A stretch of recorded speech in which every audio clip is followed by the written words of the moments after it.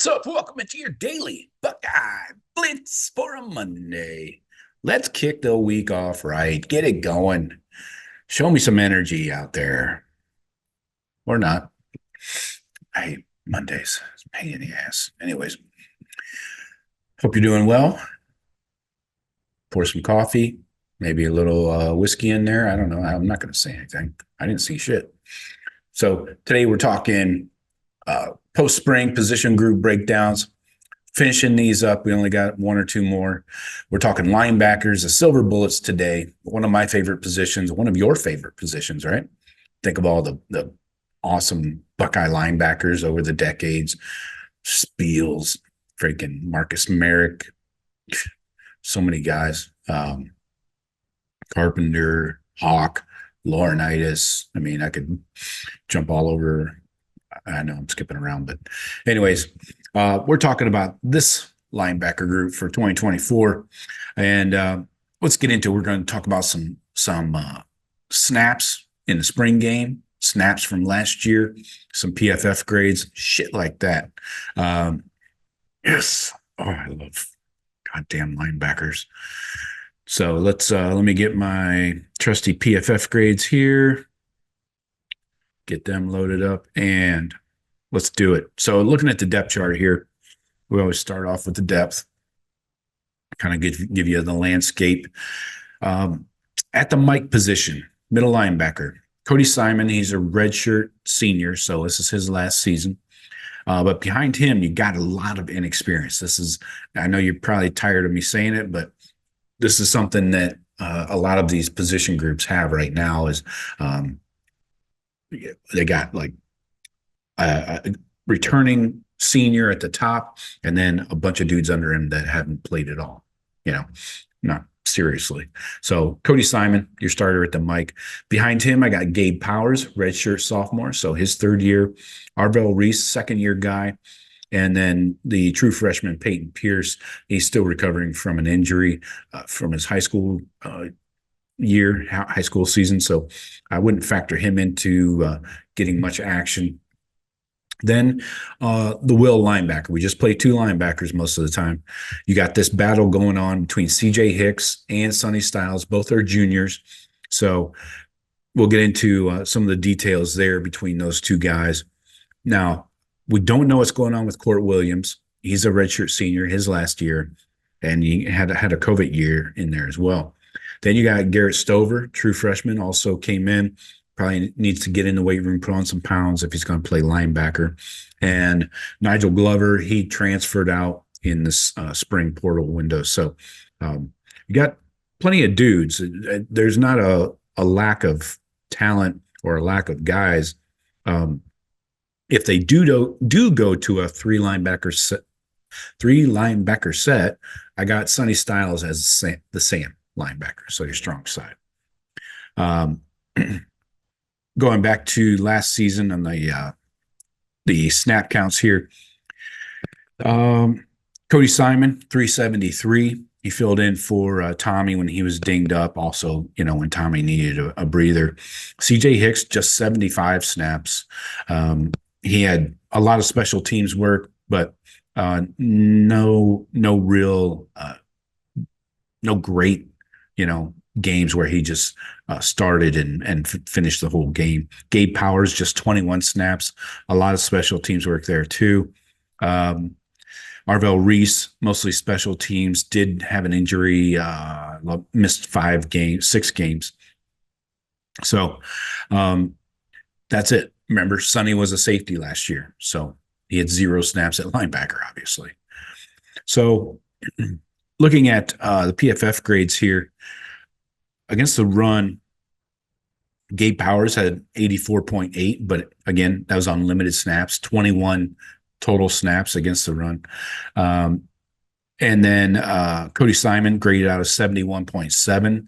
He had 374 total snaps. 197 was against the run. And CJ Hicks, in his 45 snaps against the run, graded out of 47.5. That's not going to get it done. 60's doing your job, bare minimum. That's terrible. QB pressures, you did have, let's see, 7 from Cody, none from CJ. Tackles, missed tackles, you had just 4 missed tackles from Cody Simon, 1 from CJ Hicks. So overall, good. We're not going to get into the coverage grades because really it's a shit show.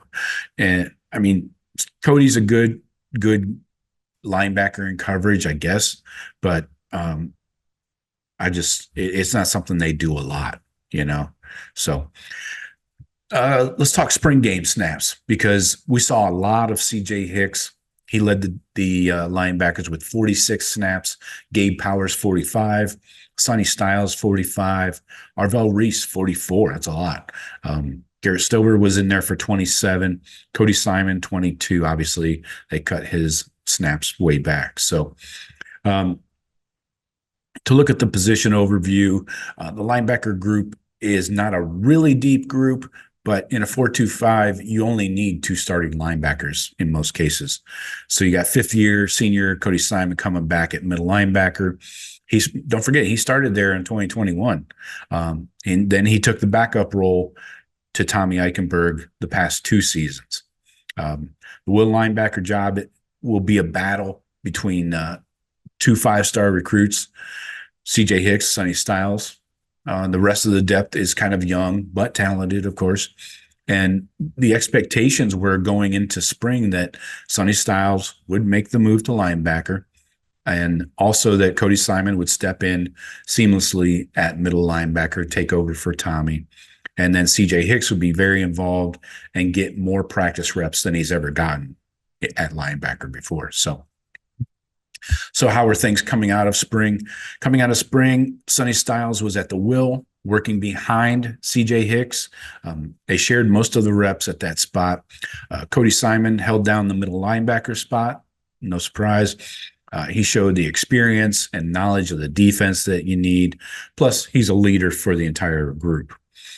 Then you got redshirt sophomore Gabe Powers. He got a ton of reps at middle linebacker behind Cody Simon when they limited Simon's reps. So he's somebody you could definitely see on the field this year. Then you got sophomore Arvell Reese. He also had a productive spring camp, so that's good for him. So the surprise is Gabe Powers stepping up and being the next man in at middle linebacker. That's kind of surprising to me. But that kind of should be expected in a third-year guy, a third-year sophomore. So he's been in the program for a while, but the growth he made from last November through this spring has been significant. The coaches are really happy with where he is right now. So keep an eye out for him to get snaps in the first half of games this season, especially early in these non-con crappy games. The coaches look to build depth and play depth this season. So Gabe Powers is going to factor into that big time. Now, the question is for this group, how can CJ Hicks and Sonny Styles work in this defense? They both are tremendous athletes. We know that. They have the ability to do different things, but how do you get them on the field together, right? There'll be some defensive formations with 3 linebackers, but how often will those situations really be? Those depend on down and distance, the opponent, and the opponent's personnel. If they come out in 3 tight ends, then yeah, you got to bring in a third linebacker. But so can they play both these guys at times, or is it just one guy at a time on the field? So going forward, now Jim Knowles and James Laurinaitis, they go back, look at the tape from spring practice, and how do Sonny Styles and CJ Hicks excel in this defense? What do they do best? They both have things that they do well, so Knowles will have to put them in positions to be successful, right? And obviously it helps the defense. The real concern is again, the 2 linebackers, CJ Hicks and Sonny Styles, because they've never played this position. Not really, not much. Jim Knowles, he said that Hicks is better more of as an attacking presence. But what about when he's being attacked, right? Can he play linebacker and react and fit the right hole in a run play? And can he handle blockers that are locking him up, or can he just be a blitzer? Sonny Styles has played some Sam linebacker before, but this is his first time being on the inside. He's big enough for the job. That's the physical part of it's not it. It's still a new position for him. So it's a work in progress. Eventually he'll be fine, but it's still an outstanding issue, I think. So are we sure there'll be plenty of situations where the defense can put three linebackers on the field together? There'll probably be some mixing and matching, depending on, again, down and distance. The defensive line will be shifting and changing. The linebackers will be shifting. Coverages will change. So will Jim Knowles be willing to pull somebody else off the field, like, say, Jordan Hancock, to put a third linebacker out there? It's safe to assume there'll be a bunch of different combinations for this defense, and a lot of it depends on the linebackers being able to hold up their end of the deal. So I'll finish up with this quote from Jim Knowles on CJ Hicks learning the Sam linebacker spot this spring. Quote, CJ is moving around. You get into a three linebacker package, Sonny, Cody, and CJ, you're pretty good, right? But you can't just have one guy. So if Sonny's not there at the Sam, then CJ has got to know how to play it. So how to play it too, so that you can bring in Gabe at Mike and Cody can play Will, and you can still have a great lineup. You always have to plan for, okay, we'll start out this way, but who's in next? So CJ has to know both positions too. So great point there. CJ and Sonny have to be interchangeable at the Will and the Sam. That's it keeps the offense guessing on who's who, and it brings that versatility that you want your players to have at all positions, right?